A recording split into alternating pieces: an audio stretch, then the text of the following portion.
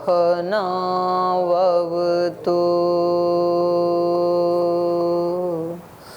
सहनौ भुनक्तु सह वीर्यङ्करवावहै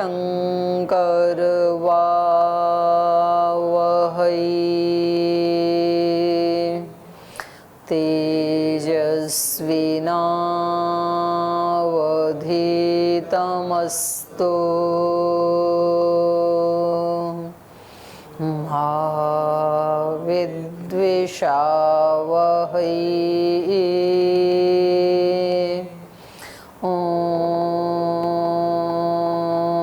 शान्ति शान्ति शान्तिः।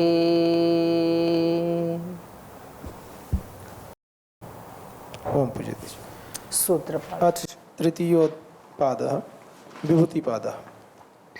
देशबन्धश्चित्तस्य धारणा तत्र प्रत्ययिकतानता ध्यानं तदेवार्थमात्रनिर्भासं स्वरूपशून्यमिव समाधिः त्रयमेकत्र संयमः तज्जयात् प्रज्ञालोकः तस्य भूमिषु विनियोगः त्रयमन्तरङ्गं पूर्वेभ्यः तदपि बहिरङ्गं निर्बीजस्य व्युत्थाननिरोधसंस्कारयोरभिभव प्रादुर्भावौ निरोधक्षणचित्तान्वयो निरोधपरिणामः तस्य प्रशान्तवाहिता संस्कारात् सर्वार्थतैकाग्रतयोः क्षयोदयौ चित्तस्य समाधिपरिणामः ततः पुनः शान्तोदितौ तुल्यप्रत्ययौ चित्तस्यैकाग्रतापरिणामः। एतेन भूतेन्द्रियेषु धर्मलक्षणावस्थापरिणामा व्याख्याताः।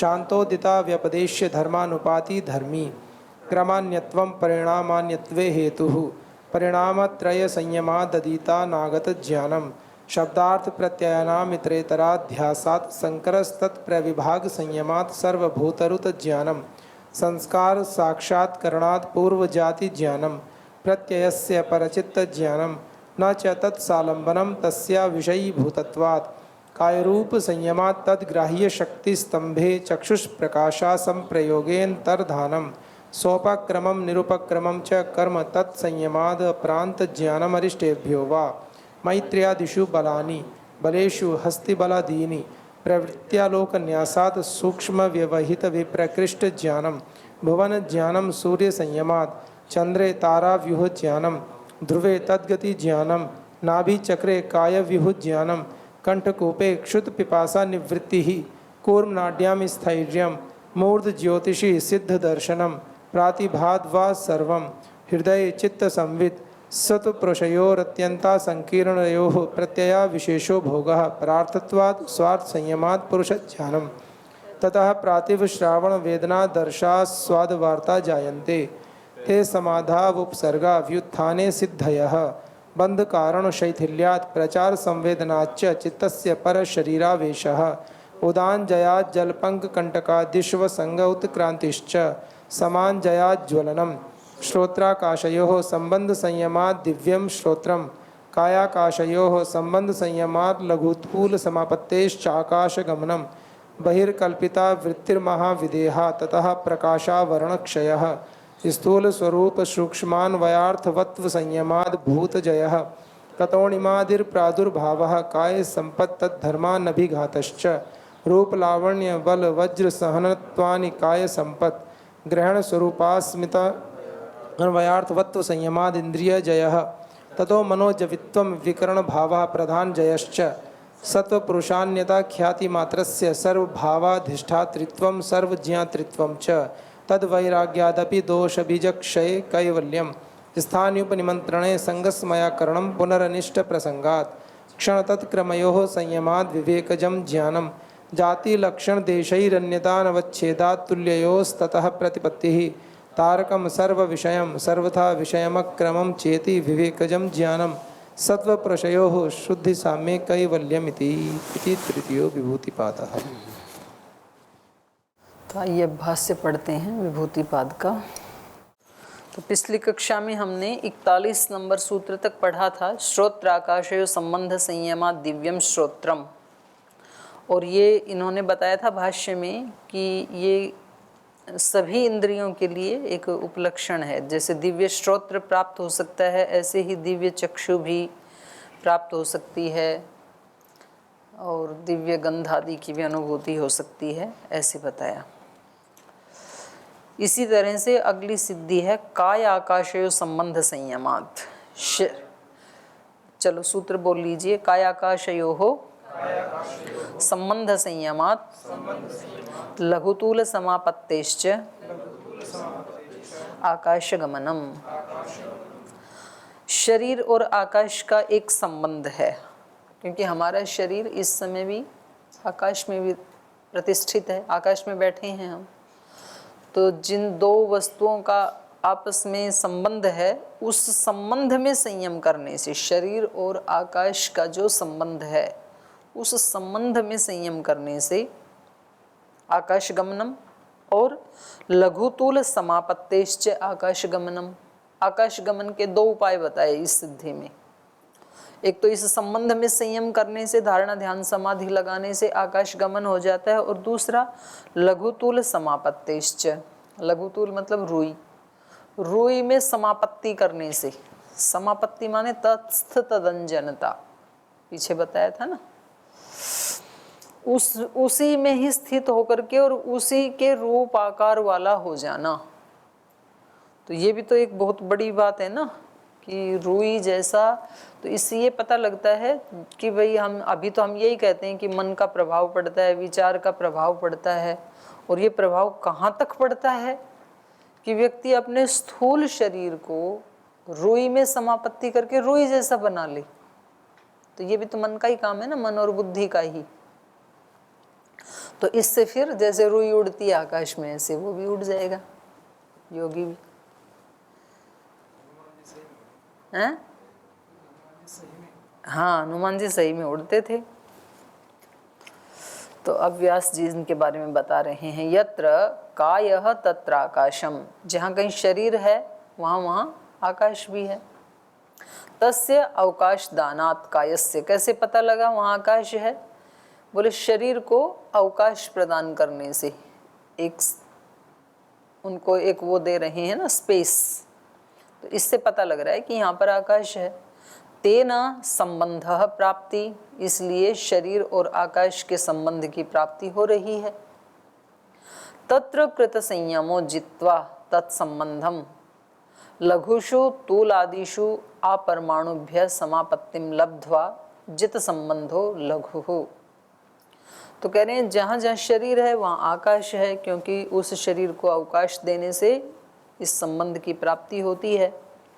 तत्र कृत संयमा, तो वो जो संबंध है, तत्र माने उस संबंध में, उस संबंध में संयम करने से, और तत्संबंधम जित्वा, और उस संबंध को जीत लेने से, जो पहले भी बताया था। क्या बताया था? तस्य भूमिषु विनियोग, उससे पहले क्या था? तज्जयात प्रज्ञालोक। तो वो ही है ये जीतने का मतलब, धारणा ध्यान समाधि का एक अभ्यास होना। तो कह रहे हैं तत्संबंधम जित्वा, उस शरीर और आकाश के संबंध को जीत लेने से, लघुषु तूल आदिषु, लघु जो पदार्थ हैं अर्थात तूल आदि, रुई आदि जो पदार्थ हैं हल्के, उनमें समापत्ति करने से, अपरमाणुभ्य, रुई से लेकर के परमाणु पर्यंत, माने जो भी सूक्ष्म पदार्थ हैं, हल्के पदार्थ हैं, उनमें संयम करने से और उस संबंध को जीत लेने से अपरमाणुभ्य समापत्तिम लब्ध्वा। तो दो बातें बता रहे हैं भाष्यकार। पहला तो क्या बताया? शरीर और आकाश का जो संबंध है, उस संबंध में संयम करके और उस संयम को जीत करके आकाश गमन हो जाता है। और ये दूसरा है लघुषु तूलादिषु, जो लघु पदार्थ हैं, हल्के पदार्थ हैं, तूल आदि, अपरमाणुभ्य, परमाणु पर्यंत जो भी लघु सूक्ष्म पदार्थ हैं, उनमें समापत्तिम लब्ध्वा, उनमें समापत्ति को प्राप्त करके, जित संबंध, उस समापत्ति को जीत लेने से लघु, ये योगी लघु हो जाता है। और लघुत्वाच्य, लघु होने के कारण जले पादाभ्याम विहरती, जल के ऊपर पैरों से चलता है, हल्का होने के कारण पत्ते की तरह से। मच्छर आदि चलते हैं। हाँ मच्छर आदि, पर वो तो ऐसे ही मतलब लेट करके बैठे रहते हैं जल पे। हल्की तरह होते हैं वो पैर। और ये तो मतलब खड़ा खड़ा चलेगा पैरों से, जैसे जमीन पे चलता है ऐसे चलेगा, हल्का है ना। तो कल्पना कितनी अच्छी लग रही है। तो कभी कभी नदी को देखते हैं, समुद्र को देखते हैं, जल ही जल, तो इच्छा होती है ना भी इस पे चल के देखें।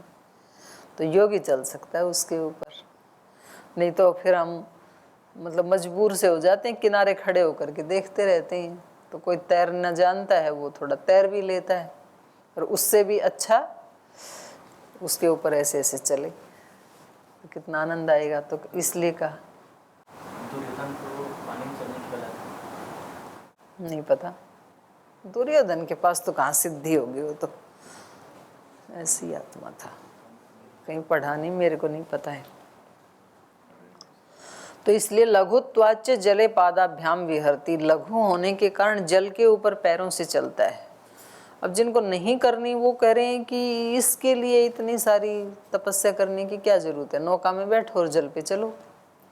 अब वो लोगों के अपने अपने हेतु हैं। ऐसे एक प्रसंग आया, तो एक व्यक्ति ने कहा कि एक भाई ने बहुत सिद्धि की है, उन्होंने पूरा गांव इकट्ठा हो गया कि वो जल पर चलेंगे। तो एक नदी पार की उन्होंने, ऐसा कि वो नदी पार करेंगे, चलो सारे देखने चलो। तो ऋषि दयानंद जी के विषय में ऐसा प्रकरण आया। किसी ने बताया उनको कि ऐसे ऐसे थे, तो उन्होंने उससे पूछा अच्छा नदी पार करने का कितना होता है, तो वो होगा कुछ 4 आने 5 2 टका ऐसा कुछ। तो उन्होंने कहा 2 टके की सिद्धि के लिए क्यों इतना परेशान सारा गांव क्यों इकट्ठा हो रहा है कि वो नाव से उतर जाता। तो जिनको सिद्धि में रुचि नहीं है तो वो ऐसे बोलते हैं, बोले आकाश गमन के लिए इतना सारा संबंध जित करने की क्या जरूरत है, एरोप्लेन में बैठो, हेलीकॉप्टर में बैठो, आकाश गमन हो जाएगा। लेकिन देखो उसकी एक बिल्कुल अलग बात है भाई, और सिद्धि की एक बिल्कुल अलग बात है। वो तो इसलिए मतलब मना कर दिया है कि भाई नहीं तो सब लोग ना साधना छोड़ के सिद्धियों के पीछे लग जाएंगे, तो प्रयोजन दूसरा है। जैसे यज्ञ तो एक बहुत बड़ा विज्ञान है, लेकिन भगवान कृष्ण ने इसलिए उसका लिए मना किया कि लोग कुछ भी और काम करते ही नहीं थे, उनको जो कुछ चाहिए तो यज्ञ करो बस, और सब धर्म कर्म सब छोड़ दिया था। तो फिर इसलिए उन्होंने आकर के यज्ञ की परिभाषाएं बदल दी। यज्ञ का मतलब है हर काम यज्ञ की तरह से करो, ये सारी सृष्टि यज्ञ है। तो ऐसे जब बहुत लोग ना किसी दूसरी दिशा में चलने लगते हैं या रुचि लेते हैं, तो फिर महापुरुष आकर के उसको मना कर देते हैं कि ऐसा मत करो। लघुत्वाच्य जले पादाभ्याम विहरती ततः तूर्णनाभि तंतु मात्रे विहृत्य रश्मिषु विहरती ततः यथेष्टम आकाश गति रस्य भवती इति। और केवल जल में नहीं चलता है, ततः इसके बाद तूर्णनाभि तंतु मात्रे विहृत्य, जो मकड़ी का जाला है, तूर्णनाभि तंतु मतलब मकड़ी का जाला, मात्र उसके ऊपर विहृत्य विहरण करता है, फिर उस पे भी चल सकता है। अब बताओ उस पे कौन सी नौका चलेगी, मकड़ी के जाले पे। और फिर उससे भी सूक्ष्म है रश्मियां सूर्य की रश्मियों पे चलता है, इतना हल्का हो जाता है। रश्मिषु विहरती ततः, और फिर इसके बाद यथेष्टम आकाश गति रस्य भवती, फिर आकाश में जहाँ जाना चाहे वहाँ चला जाता है। तो मतलब बहुत इच्छा होती है, कभी रात को तारे देखते हैं ना, तो अगर ये मिल जाए ना ये सिद्धि, तो वहाँ सब जगह देख के आई उन तारों पे कैसे हैं ना, ऑक्सीजन की कोई ज़रूरत नहीं है, ये तो ऐसे ही जाएगा रॉकेट की तरह। तो वो सब जगह देख करके आ जाएं। फिर कितनी सुंदर सुंदर भूमियाँ होंगी जरूर। तो आगे हो गया, ये आकाश गमन हो गई। आगे चलिए अब, बहिरकल्पिता वृत्ति ही महाविदेहा ततः प्रकाशावरण क्षय, यही है ना, सूत्र छूटा तो नहीं बीच में, हाँ ठीक। तो ये कह रहे हैं बहिर्कल्पिता। अब ये तो हो गया शरीर की सिद्धियां थी, अब ये मन की सिद्धि चल रही हैं।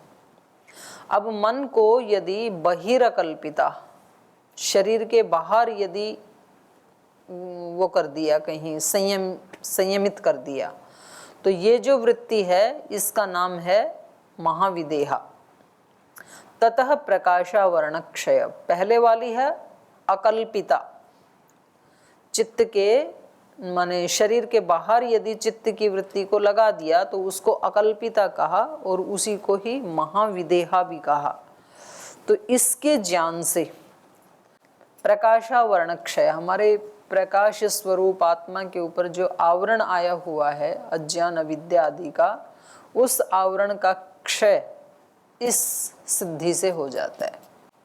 शरीरात बहिर मनसो वृत्ति लाभो विदेहा नाम धारणा। मन जरूरी नहीं है कि वो आवरण केवल मात्र इस सिद्धि से ही नष्ट होगा, ऐसा नहीं है।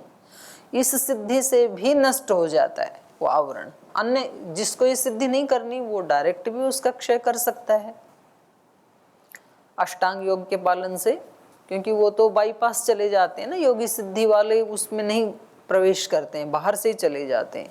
तो जरूरी नहीं है सिद्धियां प्राप्त करके ही हो, पर ये सिद्धि ऐसी है कि ये प्रकाश के आवरण का क्षय भी करती है।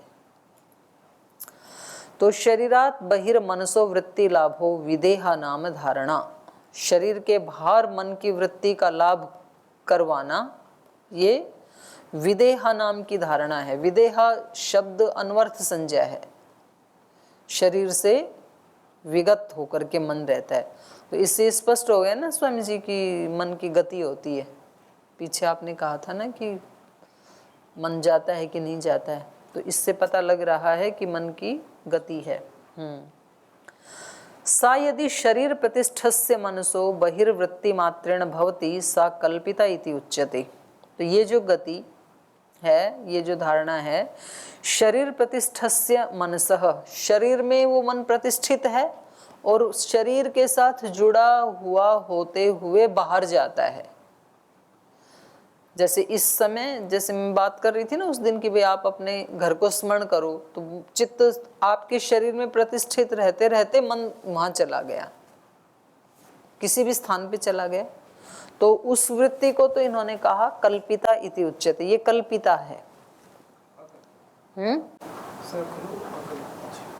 नहीं, सा कल्पिता इति उच्यते, जब शरीर में रहता हुआ, शरीर प्रतिष्ठस्य मनसः बहिर्वृत्ति मात्रेण भवति सा कल्पिता इति उच्यते। या तो शरीर निरपेक्षा बहिर्भूता, बहिर्भूतस्य एव मनसो वृत्ति सा खलु अकल्पिता। और जब शरीर की अपेक्षा न करते हुए शरीर की निरपेक्ष हो जाती है, माने शरीर से मन बाहर ही निकल गया, पूरा ही शरीर में प्रतिष्ठित नहीं है। या तो शरीर निरपेक्षा बहिर्भूतस्य एव मनसो बहिर्वृत्ति ही, शरीर से बाहर होकर के शरीर की बाहर कहीं किसी पदार्थ में धारणा ध्यान समाधि लग गई, वहां पर वृत्ति स्थित हो गई, सा खलु अकल्पिता, उसको अकल्पिता वृत्ति कहा मन की। तत्र कल्पितया साधयति अकल्पिताम महाविदेहाम इति। तो योगी पहले तो कल्पिता को साधता है, उसका मन शरीर में रहते हुए मन की वृत्ति को किसी एक स्थान पे लगाता है, किसी बाहर के उस पदार्थ में, सूर्य में, चंद्र में, फूल में, किसी भी पदार्थ में। और इसकी साधना करते करते तत्र कल्पितया, कल्पिता वृत्ति के द्वारा साधयति अकल्पिताम, पहले शरीर में रहते हुए उसकी साधना करता है, फिर शरीर से बाहर ही निकाल देता है पूरा मन को। तो ये है महाविदेहा। पहले वाली तो विदेहा, विगत देह, शरीर से बाहर मन के वृत्ति लाभ होना, तो विदेह हो गया। और ये महाविदेह, महाविदेह मतलब मन रहा ही नहीं शरीर में, पूरा का पूरा ही बाहर चला गया। यया, उससे क्या होगा, पर शरीराणी आविशंति योगिनः। तो इस सिद्धि के द्वारा ही, ये जो महाविदेहा नाम की सिद्धि है, इसके द्वारा ही योगी दूसरों के शरीर में प्रवेश करते हैं। तो जो शंकराचार्य जी की बारे में जो कहा जाता है कि वो राजा के शरीर में उन्होंने प्रवेश किया, तो इस महाविदेहा नाम की सिद्धि के द्वारा ही उन्होंने प्रवेश किया होगा। ततश्च धारणातः प्रकाशात् मनोबुद्धि सत्वस्य यदावरणं क्लेश कर्म विपाक त्रयम रजस्तमो मूलम तस्य च क्षयो भवति। और ये सिद्धि जब उसको सिद्ध हो जाती है योगी को, ततश्च धारणातः, तो वहाँ पर इसकी धारणा करने से या दूसरों के शरीर में जब प्रविष्ट हो जाते हैं और दूसरों के शरीर में फिर धारणा करते हैं, तो प्रकाशात् मनो बुद्धि सत्वस्य, प्रकाश स्वरूप जो बुद्धि सत्व है हमारा, उसका यद आवरणम, उस बुद्धि सत्व के ऊपर जो आवरण आया हुआ है, यहाँ आत्मा के लिए नहीं कहा इन्होंने, प्रकाशावरण क्षय का मतलब आत्मा का आवरण नहीं कहा, आवरण बुद्धि के ऊपर है, ऐसे कह रहे हैं ये। तो प्रकाश स्वरूप है वो, इसलिए कहा प्रकाशात्मनः बुद्धि सत्वस्य यद आवरणम क्लेश कर्म विपाक त्रयम, क्लेश कर्म और विपाक त्रय जो उसका आवरण का स्वरूप है, विपाक रूप रजोगुण तमो गुण मूलक जो भी वो है आवरण है, उसके बारे में कह रहे हैं। रजस तमो मूलम विपाक त्रयम तस्य च क्षय भवति, उसका नाश हो जाता है उस आवरण का। तो सत्व को तो अभिव्यक्त ही कर रहा है, इसलिए सत्व का नाश नहीं कहा। रजोगुण और तमोगुण मूलक जो विपाक त्रय है उसका नाश हो जाता है। आगे भूत जय, तो ये कौन सी वाली सिद्धि आ गई अभी यहाँ तक हैं? 26वीं। तो इसमें भूतों को जीत लेने की सिद्धि के बारे में कहा। स्थूल स्वरूप, सूक्ष्म अन्वयार्थवत्व संयमात भूत जयः। भूतों के ना 5 रूप बताए यहाँ इन्होंने। एक हो गया स्थूल रूप भूतों का जो हम देख ही रहे हैं, और एक स्वरूप, उनका अपना रूप, स्थूल रूप स्वरूप। फिर एक हो गया सूक्ष्म रूप, और एक उनका हो गया अन्वय रूप, माने त्रिगुण जो अन्वित होके आ रहे हैं। और ये कितना हो गया, 1 2 3 4, और 5वां है अर्थवत्व, माने जो उनका प्रयोजन है भूतों का, भोगपवर्ग। तो 5 रूप हो गए ना। इन 5 रूपों में संयम करने से भूत जय, योगी भूतों को जीत लेता है। तो मतलब स्थूल से लेकर के उसके सूक्ष्म, सूक्ष्मतर, सूक्ष्मतम तक पहुंच गया ना। तो 5 रूपों का जब उसको साक्षात्कार हो जाता है, ये जित संयम हो जाता है, तो फिर भूतों के ऊपर उसका अधिकार हो जाता है। ये भी बहुत बड़ी सिद्धि है। तत्र पार्थिवाद्यः शब्दादयो विशेषाः सहकारादिभिः धर्मैः स्थूल शब्देन परिभाषिताः। पार्थिवाद्यः शब्दादयो विशेषाः, ये जो पृथ्वी आदि जो स्थूल भूत हमें दिखाई दे रहे हैं, ये शब्दादयो विशेषः, शब्दादि इसके विशेष गुण है। शब्द स्पर्श रूप रसगंध आदि तो किसी में 4 हैं 3 हैं, ऐसे हैं ना इन भूतों में अलग अलग। तो इसलिए कहा सहाकार आदि भी, आकार आदि जो इनके धर्म है, पृथ्वी का आकार है, जल का है, तो सह आकार आदि भी धर्म ही, आकार आदि जो इनके धर्म हैं, मूर्ति आदि जो इनके धर्म हैं, उनके सहित धर्मों से युक्त जो भूत हैं वो स्थूल शब्देन परिभाषिता, उनको स्थूल शब्द से परिभाषित किया गया है। स्थूल रूप ये है। एतद् भूतानां प्रथमम रूपम, तो ये जो स्थूल दिखाई दे रहा है हमें, ये तो भूतों का प्रथम रूप है। द्वितीयम रूपम स्वसामान्यम, और इनका दूसरा रूप क्या है, इनका अपना स्वसामान्यम, अलग अलग हो गया ना।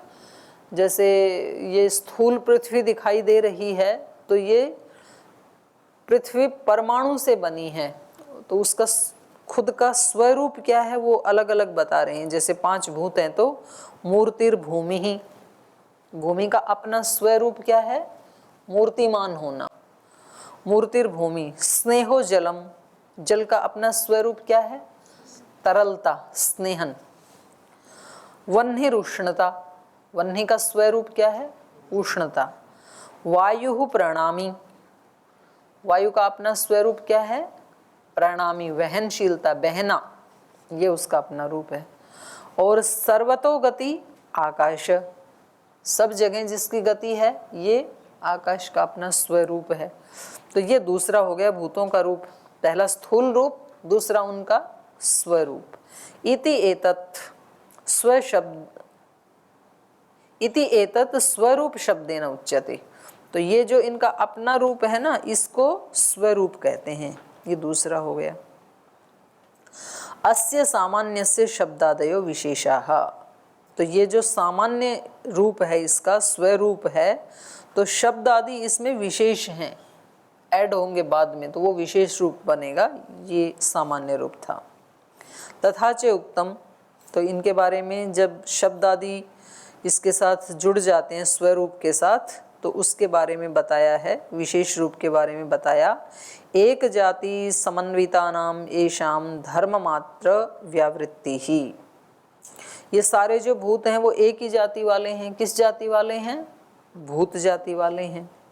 एक जाति समन्वितानाम येषाम, ये जो पृथ्वी आदि भूत हैं, इन समन्वित भूतों का धर्म मात्र व्यावृत्ति, इनका पृथकत्व किससे होता है? इनके अपने अपने धर्म से। जैसे पृथ्वी का जो मूर्ति रूप है, विशेष है, वो बाकी चार से उसको व्यावृत करता है, या अग्नि की जो उष्णता है वो बाकी चार से उसको व्यावृत करता है। वैसे तो सारे भूत ही हैं, तो एक जाति समन्वित होते हुए भी इनका अपना जो धर्म है वो उनको पृथक करता है। इति सामान्य विशेष समुदायो अत्र द्रव्यम, तो यहाँ पतंजलि जी की दृष्टि में द्रव्य की परिभाषा क्या है? सामान्य और विशेष का समन्वय। सामान्य विशेष समुदायो अत्र, सामान्य और विशेष का जो एक संयोग है, समन्वय है, उसी को इन्होंने द्रव्य कहा है। न्याय वैशेषिक ने द्रव्य को क्या कहा है? उसमें सामान्य विशेष गुण हैं द्रव्य के, माने सामान्य भी उसका एक धर्म है, विशेष भी उसका एक धर्म है, और द्रव्य उनसे अतिरिक्त है उनकी परि। और इसमें अंतर क्या है? ये कहते हैं अलग तीसरा कोई पदार्थ नहीं है, सामान्य और विशेष का समन्वय यही द्रव्य है। तो ये दोनों की परिभाषा में अंतर है। तो ये क्योंकि बड़ा है, अभी समय हो गया, फिर इसको हम कल ही पढ़ेंगे। ओम